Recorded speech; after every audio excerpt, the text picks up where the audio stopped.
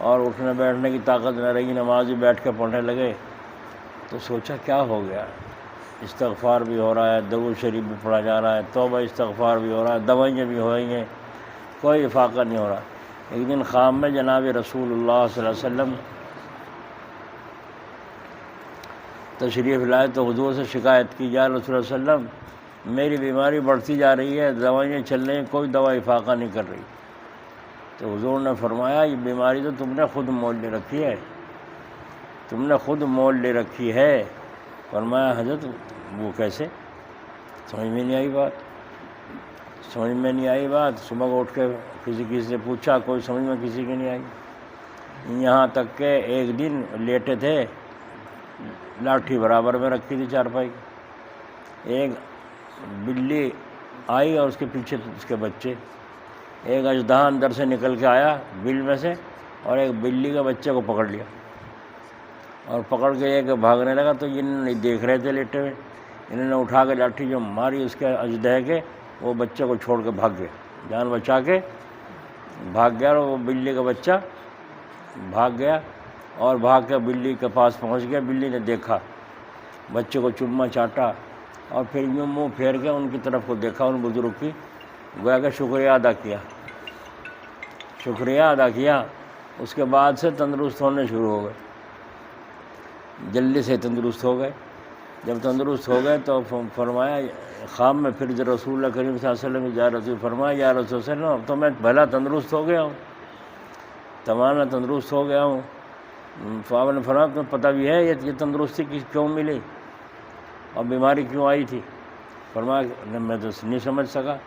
فرمایا تم نے ایک بلی کے ڈنڈ لاٹھی ماری تھی خام خواہی، اس بلی کے تم نے لاٹھی ماری خام خواہی، اس بلی نے بد دعا کی اللہ تعالیٰ سے، تو اس کی وجہ سے تم مصیبت کے اندر مبتلا ہو گئے۔ اور جب تم نے وہ بلی کے بچے کو اس اژدہے سے چھڑایا، لاٹھی ماری اور وہ اژدہا چھوڑ کے بھاگ گیا اور بلی کا بچہ ماں کے پاس پہنچ گیا، تو بلی بڑی خوش ہوئی اور اس نے تمہاری طرف کو دیکھ کر تمہارا شکریہ ادا کیا اور اللہ تعالیٰ سے دعا کی کہ اللہ اس کی مصیبت کو دور کر دے۔ تو اس بلی کی دعا کی برکت سے اللہ نے تم کو شفا عطا فرمائی۔ تو جانوروں کی بھی بد دعائیں لگتی ہیں۔ یہ ساری چیزیں جو جینی وغیرہ جو اختیار کیے ہوئے ہیں، یہ ساری بزرگوں کی صحبت میں رہ کے کری ہیں۔ پہلے غیر مسلم خانقاہوں میں اللہ والوں کے پاس بھی رہا کرتے تھے، بلکہ مرید بھی ہو جایا کرتے تھے بغیر ایمان کے ہی، مرید ہو کر رہتے تو ان کو وظیفہ بتایا جاتا تھا، سب طرف سے توجہ ہٹا کے ایک طرف توجہ لائی جاتی تھی۔ اس کے بعد حضرت مولانا رشید صاحب گنگوئی رحمۃ اللہ علیہ نے اس پر سختی سے پابندی لگائی تھی۔ فرمایا کوئی بالکل غیر مسلم جب تک مومن نہ ایمان قبول نہ کرے مرید نہ کریں۔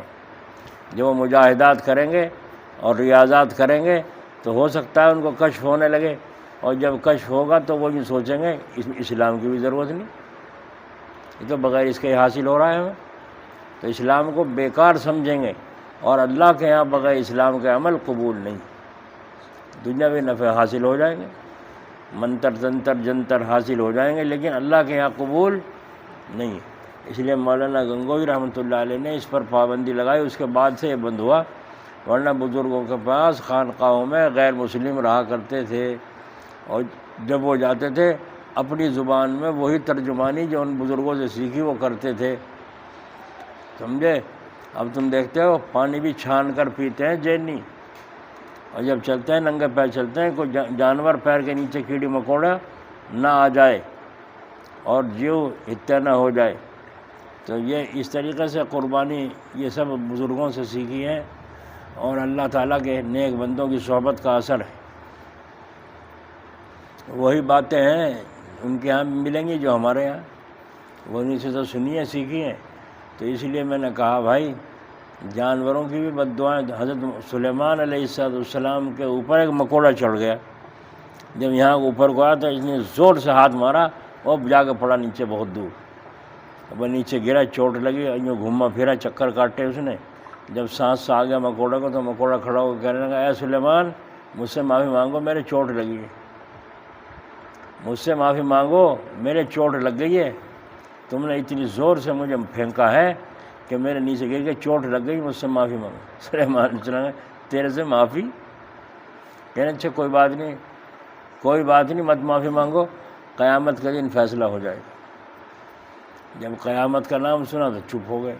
ادھر حضرت جبرائیل علیہ السلام تشریف لائے، فرمایا اے سلیمان یہ مکوڑا صحیح کہہ رہا ہے، یا تو یہی معاملے کو نمٹا لو ورنہ پھر اللہ کی عدالت میں جا کر کے فیصلہ ہو۔ بس حضرت سلیمان علیہ السلام فرمانا اچھا بھائی معاف کر دے مکوڑے صاحب مکوڑے صاحب معاف کر دو جی۔ تو دیکھا آپ نے اللہ کی مخلوق، اسی لیے فرمایا تم زمین والوں پر رحم کھاؤ، آسمان والا تم پر۔ جانور کو بھی ایک جانور کے سامنے ذبح کرنے کو منع فرمایا، مکروہ ہے، یہاں تک کہ اس کے سامنے چھری بھی تیز نہ کرو، اور جب اسے ذبح کرو تو ٹھوٹی چھری نہ ہو، تیز چھری رکھتے کام تمام، نس کٹ جائے ایک دم۔ جب نس کٹ جائے گی ایک دم، دماغ کا تعلق نس کا کٹتے ہی ختم ہو جائے گا، اس کو تکلیف نہیں ہوگی۔ اور ٹھوٹی چھری تم رگڑتے رہو گے تو دماغ کو اس کا صدمہ پہنچتا رہے گا، تکلیف پہنچتی رہے گی، اس کا سبب تم بنے۔ یہ جانور کو ستانے کا حکم نہیں ہے۔ تیز دھاردار وہ چھری ہونی چاہیے، گردن پہ رکھ کے نس الگ، بس جب دماغ کا کنیکشن ختم ہو گیا اب تم اس کے بدن کو پٹو جاؤ کاٹو جاؤ، دماغ کو کوئی تکلیف ہی نہیں۔ جب تک کنیکشن ہی ختم ہو گیا، تکلیف سے جب ہو گئی جب دماغ سے ہو، تو اس لیے دل کا تعلق اللہ کے ساتھ جوڑنے کے لیے ضرورت ہے اللہ تعالیٰ سے توبہ استغفار کرنا۔ اللہ تعالیٰ اپنے فضل سے توفیق عطا فرمائے۔ حالات اچھے نہیں ہیں، بہت دل و دماغ پر بوجھ ہے۔ جیسے ہم خوش ہو رہے تھے یہ بھاجپا گر جائے گی اور یہ ہو جائے گا وہ گر جائے گی، اور یہ بد امنی ملک میں سے ختم ہو جائے گی، تعصب کی بنیاد ختم ہو جائے گی، نہیں، بلکہ تعصب کی بنیاد اور بڑھتی جا رہی ہے۔ اور اتنا لمبا ٹائم جو گنتی کا رکھا جا رہا ہے، اس میں کچھ نہ کچھ سازشیں ہیں۔ اللہ تعالیٰ ہماری حفاظت فرماوے، اپنے فضل و کرم سے ان کی مکاریوں سے حفاظت فرماوے۔ قرآن کریم سچا ہے، وہ اللہ خیر الماکرین، اللہ سے بڑھ کر کوئی تدبیر نہیں ہو سکتی۔ اگر اللہ نے یوں لکھا ہے ہمیں اجاڑنا تو کوئی روک نہیں سکتا، اور اللہ نے لکھا ہے ہمیں بچانا تو کوئی اجاڑ نہیں سکتا۔ یہ اللہ تعالیٰ کے قبضے میں ہے، اور اجڑنا اور بچنا ہمارے اختیار میں ہے، ہمارے اختیار میں۔ وہ کیا ہے؟ وہ اعمال چھوڑ دو۔ تو کتنے نمازی تھے، کہاں گئے سب کے سب؟ یہ سمجھتے نہیں، یہ تو بیکاروں کا کام ہے دعا مانگنا، ہمارا تھوڑا ہی کام ہے۔ فجر میں دیکھ لو سارے کے سارے پڑھے سوئیں گے، نمازی کتنے 10-5 نمازی مشکل سے، کہاں ہے نمازی؟ تو یہ یوں کہہ رہے ہیں نہیں اے اللہ ہمیں تو پٹائی چاہیے، ہمیں مٹھائی نہیں چاہیے، ہمیں تو پٹائی چاہیے۔ تو جب تک قوم میں بیداری پیدا نہ ہوگی اللہ کی تعالیٰ کی طرف سے فیصلہ۔ حضرت سید صاحب رحمۃ اللہ علیہ جلال آباد فرمایا کرتے تھے، ایک ناؤ ہو کشتی اور اس میں کوئی آدمی بیٹھا ہے سوراخ کرنے لگے، تو اسے سمجھا رہے بھائی سوراخ تو کر رہا، پانی بھر جائے گا، کشتی ڈوب جائے گی۔ کہیں تمہیں کیا مطلب، تم اپنے رستے میں اپنے رستے، خواہ دخل دینا۔ اب تم چپ ہو کے بیٹھ گئے کہ بھائی ہم تو سمجھائے تھے، ماننا نہیں۔ تو فرمایا دوسرے لوگ اکٹھے ہو کے ملو اور مل کر کے اس کو روکو، اس خصلت سے ہاتھ پکڑ کے روکو زبردستی۔ اگر تم ایسا نہیں کرو گے وہ سوراخ کر دے گا، پانی بھر جائے گا تو تم بچ جاؤ گے، ہے نا؟ وہ جا رہے حضرت جی بھی، کہاں جا رہے حضرت جی؟ چلے ڈوبنے کو، کیوں؟ اس لیے کہ کشتی میں پانی بھر گیا۔ یہاں تو سب کے ساتھ ہوگا جو کچھ ہوگا، یا سردی ہوگی سب کو لگے گی، نمازیوں کو بے نمازیوں کو سب کو لگے گی نہیں، ہاں جی؟ اور جب گرمی ہوگی تو سب کو لگے گی نہیں لگے گی، کہ نمازیوں کو نہیں لگے گی بے نمازیوں کو، بے نمازیوں کو نہیں لگنے کی، نمازیوں کو نہیں لگنے کی، کسی کو کوئی ہے اس میں فرق؟ سب کے لیے عام ہے۔